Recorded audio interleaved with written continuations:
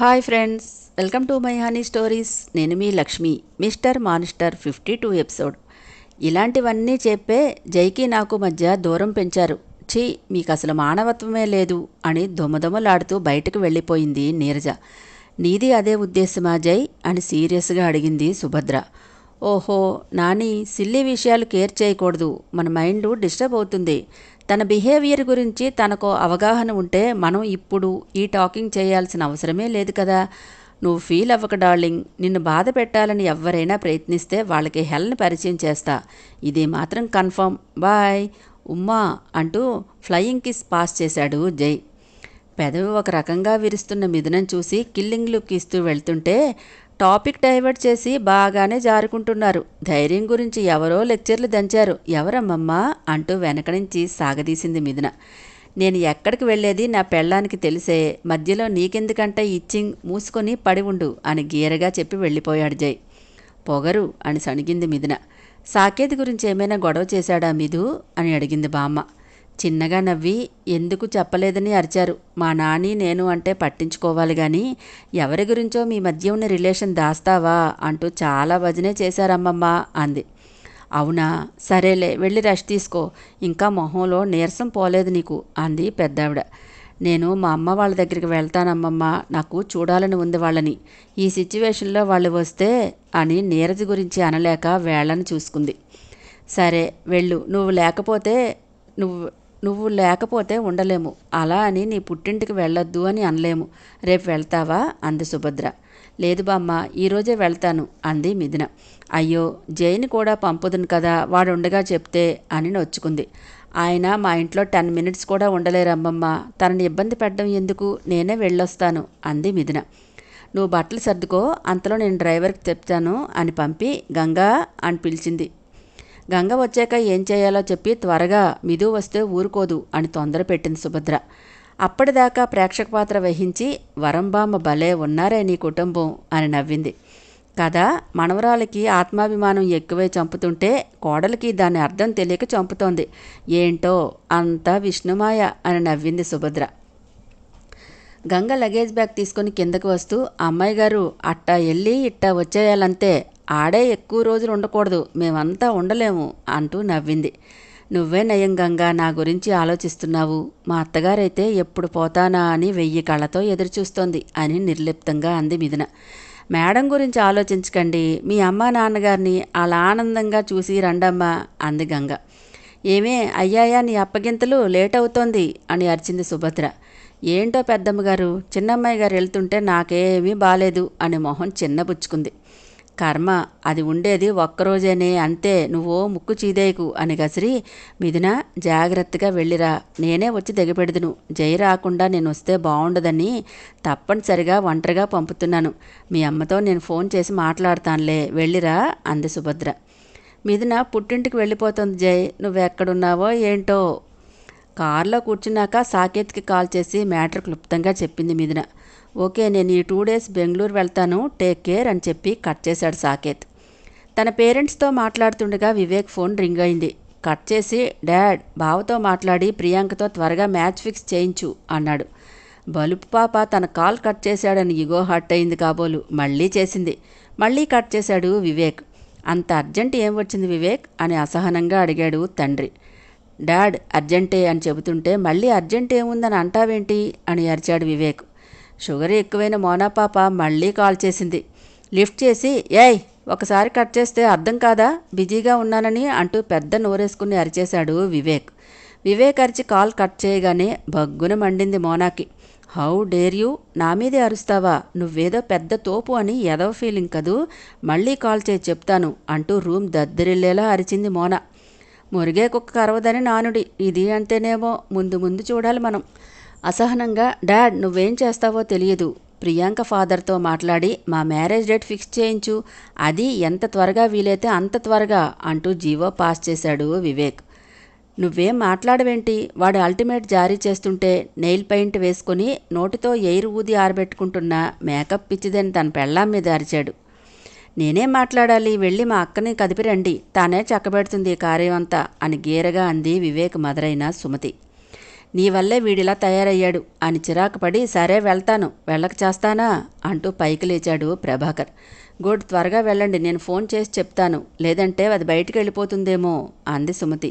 మీ అక్కా చెల్లెళ్ళిద్దరూ కొంపలో ఎప్పుడు ఏడ్చారని, ఎప్పుడు బయట తిరగడమే కదా అని మంటగా అన్నాడు ప్రభాకర్.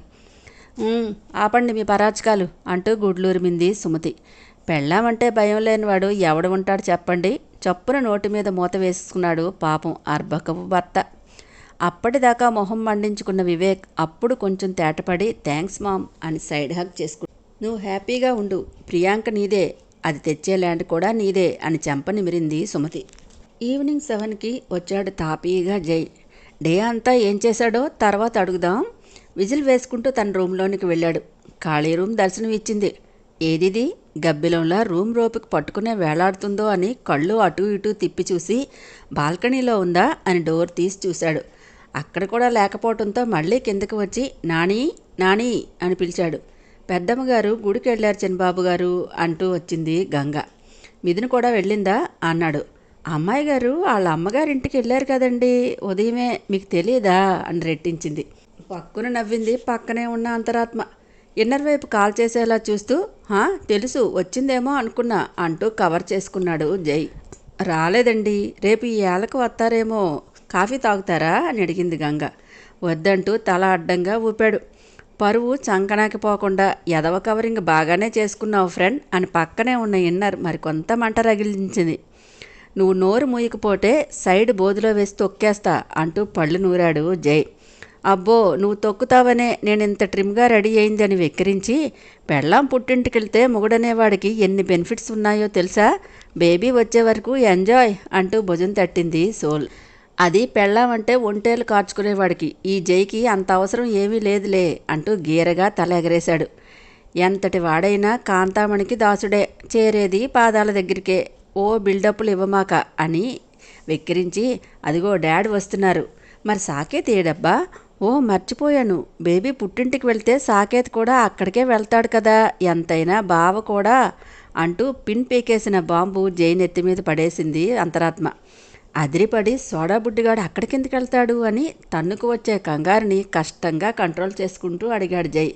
ఇదేం ప్రశ్న అని యగాదిగా చూసి, తన మరదల కోసమే బలవంతంగా ఇక్కడ ఉంటున్నాడు, బేబీ లేకుండా తను ఇక్కడెందుకుంటాడు, తన మేనమామ ఇంట్లో మేనల్లుడు హోదాలో ఎంచక్కా మర్యాదలు అందుకుంటాడు.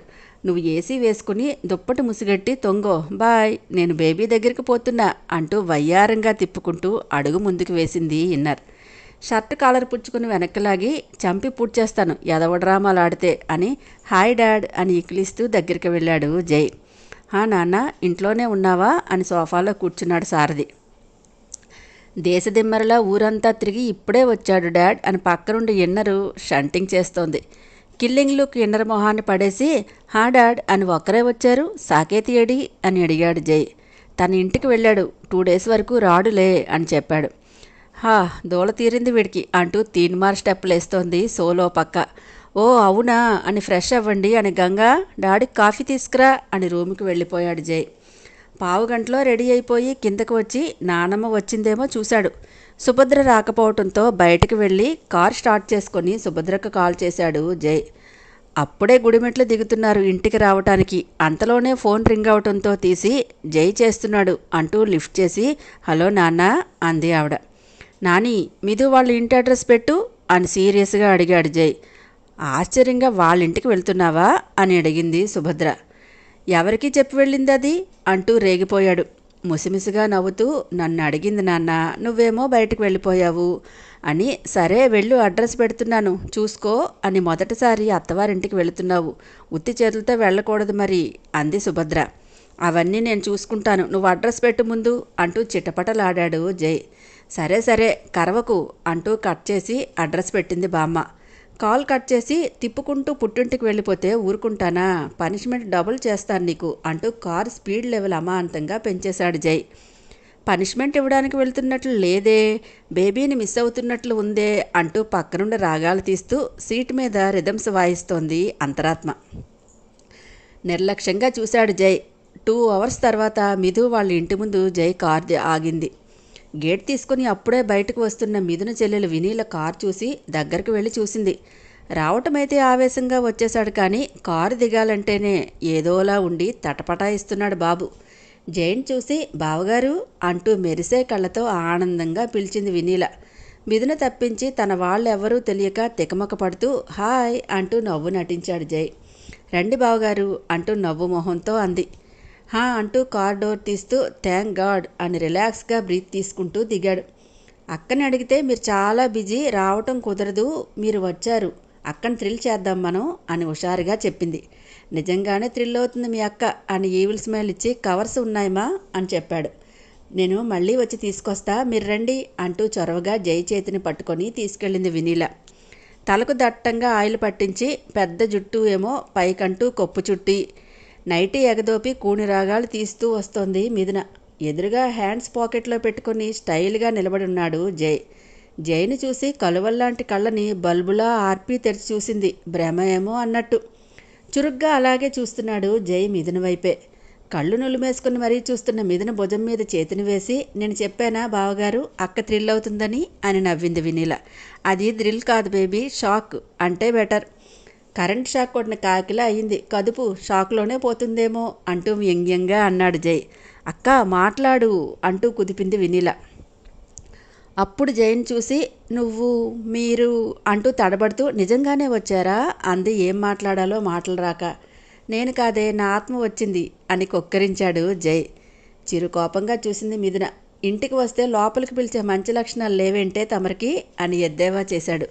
నైటీ కిందకి లాక్కుంటూ రండి అంటూ పక్కకి తప్పుకుంది మిథున. జైతో పాటే లోపలికి వస్తూ అక్క నువ్వు ఈ మధ్య అబద్ధాలు కూడా ఆడుతున్నావా? మేమేదైనా చిన్న అబద్ధం చెప్తే పెద్ద పనిష్మెంట్ ఇచ్చేదానివి అని బొంగమూతి పెట్టింది వినీల. నేనేం అబద్ధం ఆడానే అని విచిత్రంగా చూసింది మిథున. బేబీ మీ అక్క పచ్చి అబద్ధాలు కోరు తెలుసా, అన్నీ హైడ్ చేసేస్తుంది. నీకేం పనిష్మెంట్ ఇచ్చిందో దానికి డబ్బులు ఇద్దాం మనం, ఓకే అన్నాడు జై. నేనేమీ అబద్ధాలు చెప్పలేదు, చెప్పను కూడా అని కినుకుగా అంది మిథున. మరి బావగారు ఫుల్ బిజీ, రారు అని చెప్పిందేంటి? బావగారు ఫ్రీగానే ఉన్నారంట, కావాలంటే నువ్వు అడుగు అంది వినీల. అడిగితే నన్నే అడ్డంగా బుక్ చేసే గనుడు ఈయన అని అమ్మమ్మ చెప్పారులేవే అని విసుక్కుంది మిథున. అబ్బబ్బా ఈ పిల్ల అన్నం తినడానికి కూడా ఎన్ని తిప్పలు పెడుతుందో అంటూ అన్నం కంచంతో వచ్చింది మీనాక్షి. హాల్లో ఉన్న 6 అడుగుల ఆజానుబాహుడైన అల్లుని చూసి నిర్ఘాంతపోయింది. పాపం అర్బకపు అత్త. అమ్మా బావగారు వచ్చారు అంటూ ఉత్సాహంగా చెప్పింది విన్నీ పాప.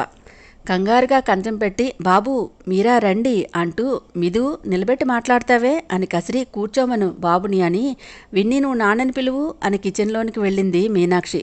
చెక్క సోఫాలో కూర్చొని మిదురుని పైనుండి కింద వరకు స్కాన్ చేసి బాగున్నావే అప్పలమ్మలా, నాకు చెప్పకుండా ఇక్కడికి ఎందుకు వచ్చావే అని లో వాయిస్తో అడిగిన టోన్లో బేస్ మాత్రం తగ్గలేదు జైకి. అమ్మ వాళ్ళని చూడాలనిపించి వచ్చాను అని మెల్లగా చెప్పింది.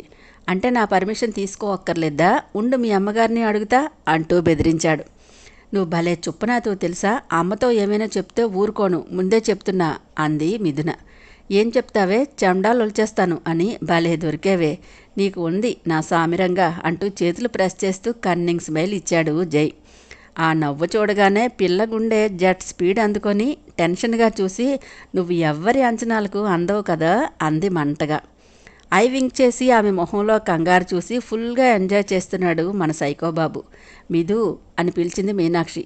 దగ్గరకు వెళ్ళగా మంచినీళ్ళు ఇచ్చావా అని మెల్లగా అడుగుతూ కాఫీ కప్ చేతిలో పెట్టింది. ఇవ్వలేదంటే తల నొప్పి కట్టేలా జై ముందు మొట్టేస్తుందనే భయంతో తలని అన్ని రకాల యాంగిల్స్లో తిప్పేసింది మిథున. ఇంక తిప్పకు కానీ వెళ్ళు అని గదిమింది ఆవిడ. వెళ్తూనే వాటర్ బాటిల్ తీసుకుని వెళ్ళి వాటర్ అని ఇచ్చింది. కిల్లింగ్ లుక్తో బాటిల్ అందుకొని క్యాప్ తీసి వాటర్ తాగాక కాఫీ కప్ అందించింది. కాఫీ సువాసనలు వెదజల్లుతూ పొగలు వస్తుండగా సిప్ చేశాడు. కమ్మగా నాలుక మీదకి తగలగానే మైండ్ అంతా రిలాక్స్గా మారిపోయింది. నైస్ కాఫీ, నైస్ టేస్ట్ అంటే ఇలా ఉండాలి, ఆంటీ దగ్గర నేర్చుకోవే నువ్వు అని ఉడికించాడు జై. మంటతో పళ్ళు పటపటా కొరుక్కుంది మిథునా బేబీ. హాయ్ ఫ్రెండ్స్, నా ఛానల్ నచ్చితే కనుక లైక్ చేయటం, షేర్ చేయటం, సబ్స్క్రైబ్ చేసుకోవటం మర్చిపోకండి. పక్కనే ఉన్న బెల్ ఐకాన్ని ప్రెస్ చేయండి. నాకైతే మాత్రం మిథున దగ్గరికి జై పరిగెత్తుకుంటూ రావడం చాలా నచ్చిందండి. మరి మీకు ఎలా నచ్చిందో ఒక్కసారి కామెంట్ రూపంలో తెలియచేయండి.